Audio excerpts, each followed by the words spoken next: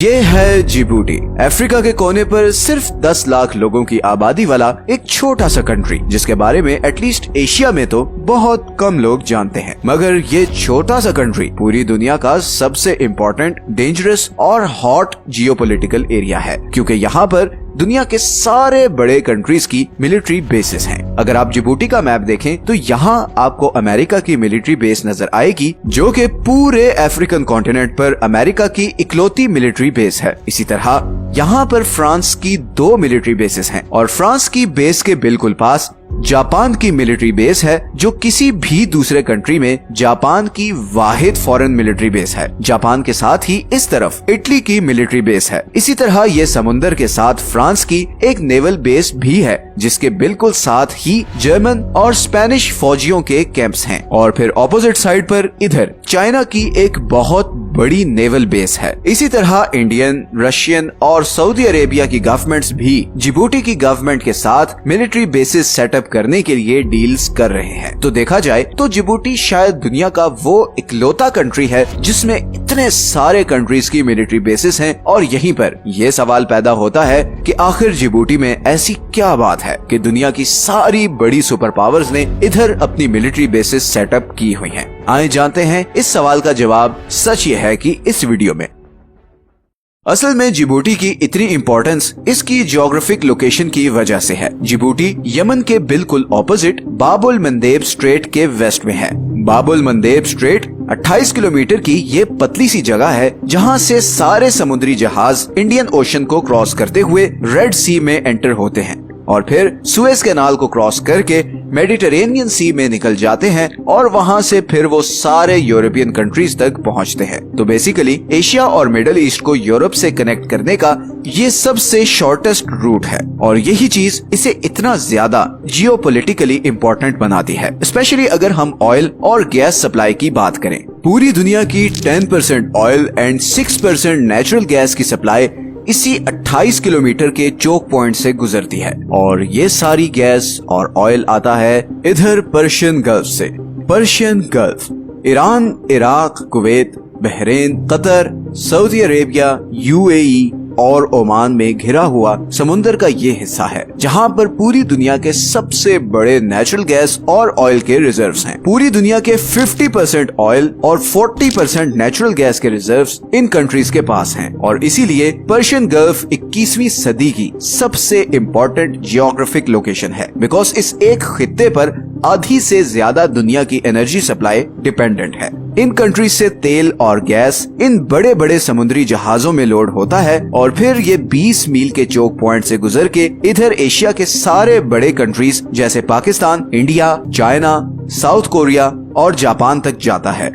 और इसी तरह बाकी तेल और गैस इधर अरेबियन सी से होते हुए इंडियन ओशन में आता है और फिर बाबल मंदेब को क्रॉस करके सुएज कैनाल के थ्रू यूरोपियन कंट्रीज तक जाता है। 2022 के स्टैटिस्टिक्स के मुताबिक पूरे यूरोप की 20% ऑयल इंपोर्ट और 24% गैस इंपोर्ट इसी बाबल मंदेब स्ट्रेट से गुजर कर आती है और इसीलिए अगर ये स्ट्रेट किसी भी वजह से ब्लॉक हो जाए तो यूरोपियन इकोनॉमीज जबरदस्त फाइनेंशियल क्राइसिस का शिकार हो जाएंगी, बिकॉज फिर यूरोप पहुंचने का सिर्फ एक रूट है और वो इतना लंबा है कि पूरे अफ्रीकन कॉन्टिनेंट को क्रॉस करके ही आप यूरोप पहुंच सकते हो और इसमें न सिर्फ टाइम और खर्चा ज्यादा लगता है, बल्कि ये रूट काफी डेंजरस भी है। ऐसा ही कुछ हुआ था मार्च 2021 में, जब सुएज कैनाल में एक शिप फंस गई थी और वर्ल्ड इकोनॉमी को 9.6 बिलियन डॉलर्स का नुकसान हुआ था। मगर जिस कंट्री के लिए ये स्ट्रेट सबसे ज्यादा इम्पोर्टेंट है वो है सऊदी अरेबिया।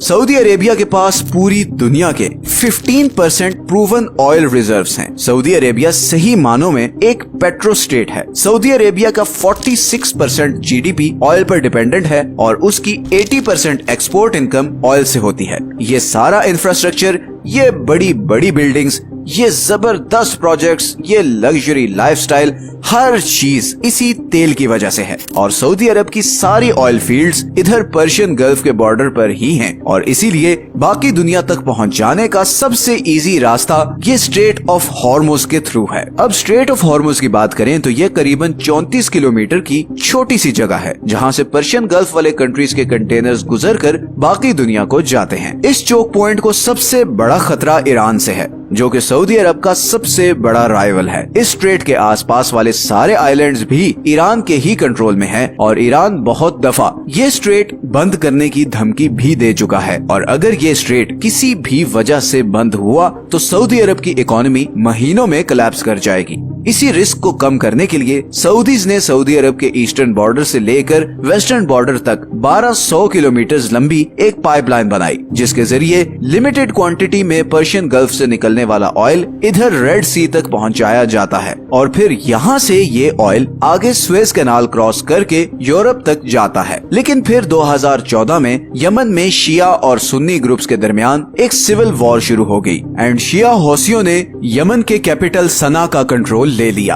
अब क्योंकि इस सारी वॉर में सऊदी अरब हौसियों के अगेंस्ट सुन्नी ग्रुप को सपोर्ट करता रहा था, तो हौसियों ने अपने सारे गुस्से का रुख सऊदी अरब की तरफ कर लिया और क्योंकि ये सारा एरिया सऊदी अरब की इन पाइपलाइंस के बहुत करीब है और हौसी बागी भी बहुत बार ये पाइपलाइन उड़ाने की थ्रेट दे चुके हैं, तो एक तरफ ईरान है जो स्ट्रेट ऑफ हॉर्मुज ब्लॉक करके अरब ऑयल की एक्सपोर्ट बंद कर सकता है और दूसरी तरफ इधर यमन में ईरान बैक्ड यमनी हौसी हैं जो ये बाबुल मंदेब स्ट्रेट और फिर ये पाइपलाइन को नुकसान पहुंचा सकते हैं, जिसके नताइज सऊदी अरब के लिए बहुत ही भयानक होंगे। और यही रीजन है कि सऊदी अरेबिया इधर जिबूटी में अपनी खुद की मिलिट्री बेस बना रहा है ताकि ऐसे किसी भी थ्रेट की सिचुएशन में वो फौरन मिलिट्री के थ्रू रिएक्ट कर सके। लेकिन बाबुल मंदेब सिर्फ सऊदी अरब ही नहीं बल्कि अब यूरोपीय यूनियन के लिए भी बहुत ही ज्यादा क्रिटिकल लोकेशन बन गई है और उसकी वजह यह है कि रशिया यूक्रेन वॉर के बाद रशिया ने यूरोप को जाने वाली अपनी सारी गैस पाइपलाइंस बंद कर दी हैं और इतनी बड़ी गैस सप्लाई का यूरोप के पास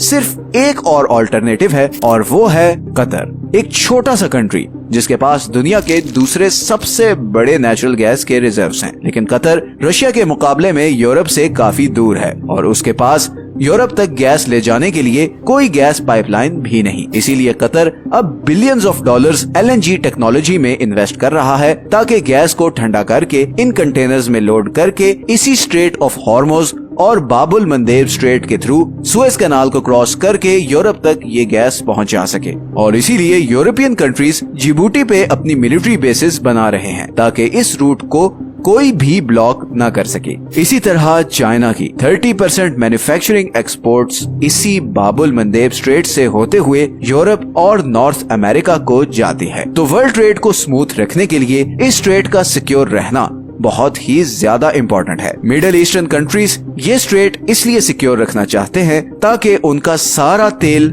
और गैस स्मूथली यूरोपियन कंट्रीज तक पहुंच जाए। चाइना के लिए ये स्ट्रेट इसलिए इम्पोर्टेंट है बिकॉज उसकी मेजॉरिटी एक्सपोर्ट्स इसी रास्ते से दूसरी मार्केट्स तक जाती हैं और इन्हीं एक्सपोर्ट्स से चाइना की इकोनॉमी चलती है। अमेरिका इधर मिलिट्री बेस बनाकर इसलिए बैठा है कि इस सारे ग्लोबल ट्रेड पर नजर रख सके और चाइना या किसी और कंट्री को इस रूट का कंप्लीट कंट्रोल हासिल न करने दे। लेकिन इतने सारे कंट्रीज की यहाँ मिलिट्री बेसिस होने की एक और वजह ये भी है कि ये सारा एरिया बहुत ही अनस्टेबल और खतरनाक है। इस स्ट्रेट के एक तरफ यमन है जो पिछले कुछ बरसों से खूनी सिविल वॉर का शिकार है और दूसरी तरफ एरिट्रिया, इथियोपिया और मोलिया जैसी अफ्रीकन कंट्रीज हैं जिनमें लॉ एंड ऑर्डर सिचुएशन बहुत सख्त खराब है। और फिर इस तरफ सोमालिया है जहाँ के पायरेट्स अक्सर इन ट्रेड रूट्स पर आने वाले कंटेनर्स पर अटैक करते रहते हैं और कई दफा तो वो इन शिप्स को लूट भी लेते हैं। इसीलिए सारे बड़े कंट्रीज ने इस बात पे एग्री किया कि इस रीजन में उनकी मिलिट्री बेसिस होनी चाहिए ताकि वर्ल्ड ट्रेड को इन सारी थ्रेट्स से बचाकर ये ट्रेड का फ्लो